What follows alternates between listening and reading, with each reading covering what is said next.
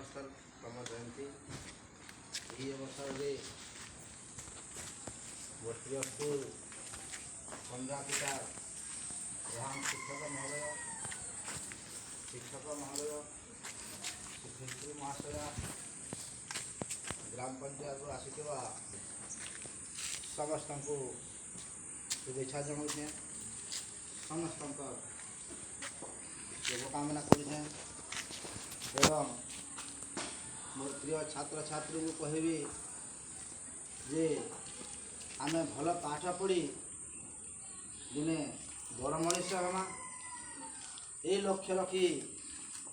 आम आग को बढ़ा पड़ो एवं आमर बरकानी ग्राम पंचायत अंतर्भुक्त जी स्कूल अच्छी आमर पात्र बाबू आसला दिन निश्चित भाव में शिक्षार उन्नति होती एवं मु आशा रखी आहरी जमी छात्र छात्री भल पाठ पढ़े उन्नति दिग को आगे जीवे मु अनुरोध करुच्ची एवं मोर प्रिय छात्र छात्री अनुरोध शिक्षक शिक्षयित्री कथा मानी भल पाठ पढ़ी आम आगे जा जिते बेले शिक्षक शिक्षयित्री पाठ पढ़ुन से समय पिले एटा बुझल क्या बुझीपार जानीपार आम समस्ते हाथ टेकिदु आम सब बुझीगलु किंतु सेटा बुझी न थाई तुम मैंने हाथ टेकी दियो से तुमको सचेतन करुच्ची जेन जिनिस बुझी नहीं पारब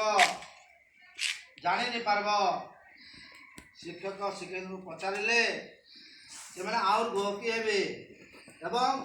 सठिक भाव में बुझे पारे आम यदि बुझी पारिबा नहीं आमे केबे भल पाठ पढ़ी पारिबा नहीं केबे आम लक्ष्य स्थल को पहुँची पारिबा नहीं सेतिपाई आमे सचेतन होकरी जेन सब्जेक्ट आम बुझी नहीं पारला पाठ पढ़ाला समय रे सांगे सांग जे बुझी नहीं पारले सांगे सांग कहबे ये आशा तुमने रखुछे एवं तुमको पचारुछे जे बुझी नहीं पारले किए के पचराब हाथ तक मैं देखबार लगी चाहूँ। धन्यवाद। बेसी नहीं भी 5-7 लोग कहन इटा के निश्चित भाव में आम प्रधान शिक्षक आपको बुझावे एवं तुम सब बेले भल चिंता करछन आपको भल चिंताधारा निश्चित भाव रहा।